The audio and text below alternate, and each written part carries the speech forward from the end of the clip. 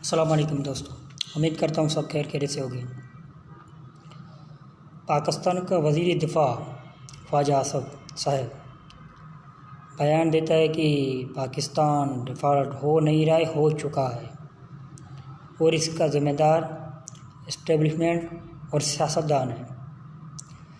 किस मुँह से ये कहता है पाकिस्तान डिफ़ॉल्ट हो नहीं रहा है, हो चुका है और इसका ज़िम्मेदार सियासतदान इस्टेब्लिशमेंट है।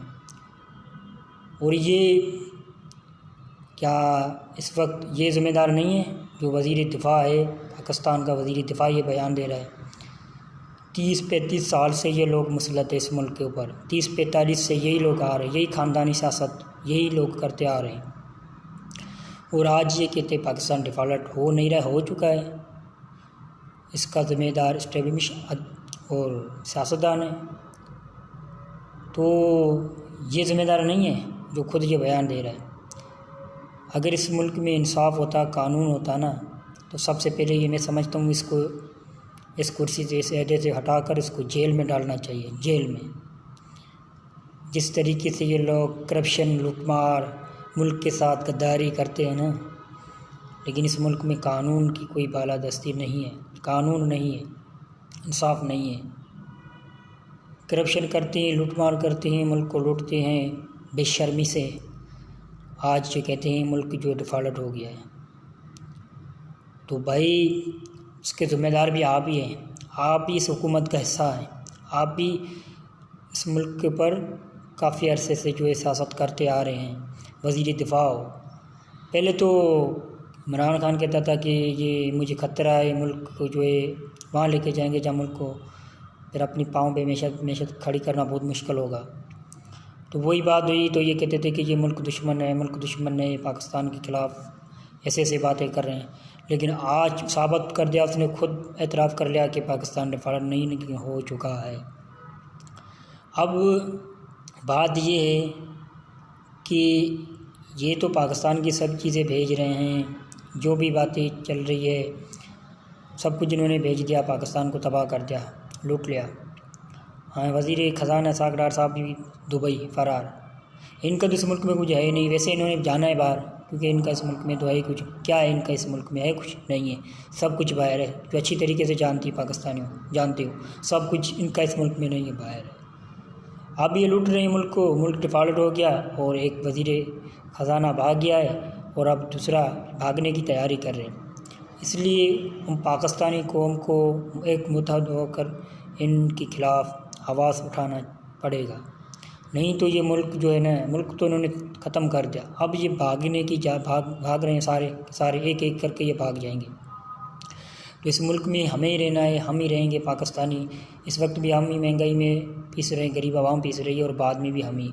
तो इनको तो इस मुल्क से कोई हमदर्दी नहीं है। ये लूटने के लिए आते, लूटते हैं और भागते हैं, बस लूटते हैं। इनके सब कुछ बाहर। इस मुल्क में क्या है? पाकिस्तान में इनका है तो है क्या है? सब कुछ बाहर। इनका बाहर लंदन में इलाज वगैरह जो भी कुछ है इनका सब बाहर है।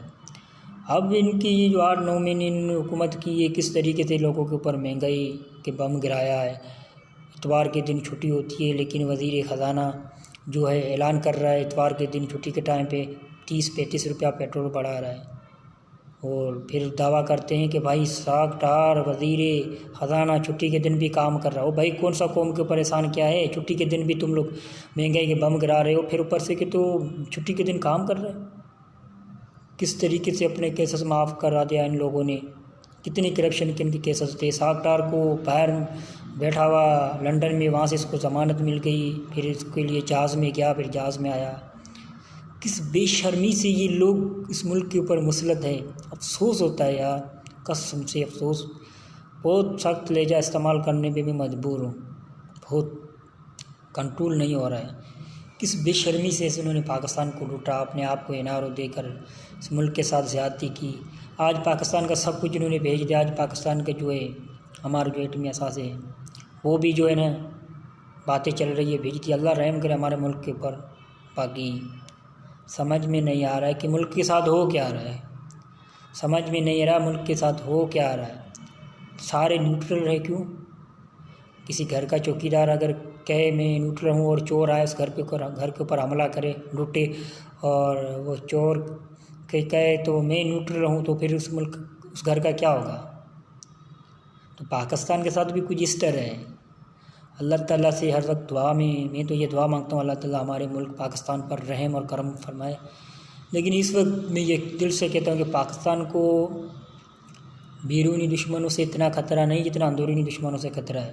اللہ تعالیٰ پاکستان پر رحم اور کرم فرمائے، اندرونی بیرونی دشمن سے بچے، لیکن سب سے زیادہ پاکستان کو اندرونی دشمنوں سے زیادہ خطرہ ہے، بیرونی دشمنوں سے نہیں ہے خطرہ، بالکل نہیں ہے، چاہے آپ کچھ بھی سمجھیں۔ پاکستان کو سب سے زیادہ اندرونی دشمنوں سے خطرہ ہے وہ جو اس وقت کرپٹ چور جو بیٹھے ہوئے ہیں مسلط ہے ہمارے اوپر، ان سے زیادہ خطرہ ہے۔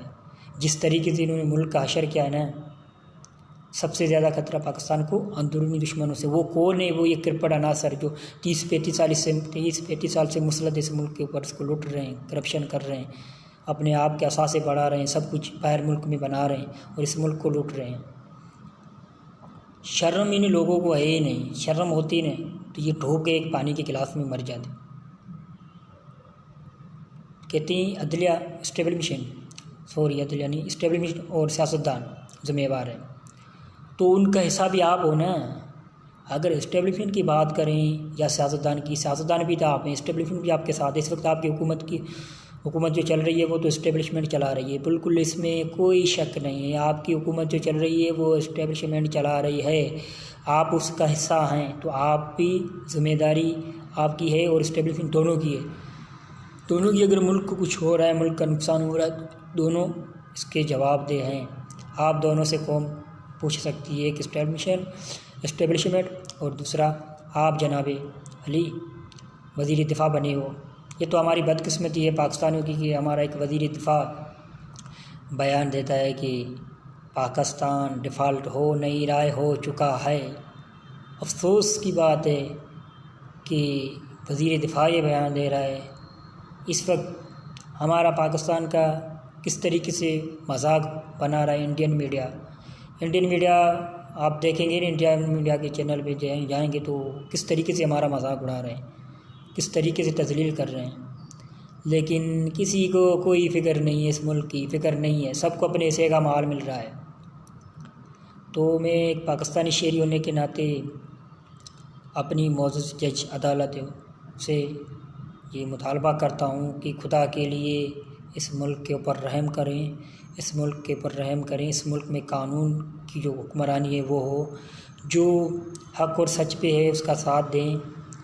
دیکھیں ملک کے ساتھ کیا ہو رہا ہے، یہ سب کو نظر آ رہا ہے کہ ملک کے ساتھ بہت بڑی زیادتی ہو رہی ہے، اور وہی زیادتی کر رہے ہیں جو 30-35 سال سے اس ملک کے اوپر مسلط ہے۔ آج پاکستان کا بچہ جانتا ہے کہ پاکستان کے ساتھ انہوں نے کیا کرا ہے، کس طریقے سے انہوں نے بے شرمی سے اس ملک کو لوٹا ہے۔ آج ملک ہمارے ہاتھوں سے نکل رہا ہے، تو اس لیے معزز جج ہمارے عدالتوں سے میں پاکستانی شہری ہونے کے ناطے ایک اپنا فرض سمجھ کے مطالبہ کرتا ہوں کہ خدا کے لیے پاکستان کے اوپر رحم کریں، اس وقت ملک کو اس مشکلات حالوں سے نکالنے کے لیے عدلیہ کردار ادا کر سکتی ہے۔ تو یہ جو بھی ظلم کر رہے ہیں ملک کے ساتھ، جو کھلواڑ کر رہے ہیں قانون آئین کے ساتھ، جو بھی کر رہے ہیں، تو ان کے خلاف نوٹس لے عدلیہ، اور جو قانون اور آئین کے مطابق جو ہے وہی ہو اس ملک میں وہ ہے، اس ملک کے اوپر رحم کریں۔ اس لیے اس ملک کو اس مشکلات حالات سے صرف عدلیہ ہی نکال سکتی ہے۔ عدلیہ اپنا کردار ادا کریں تو یہ ملک آگے جا سکتا ہے۔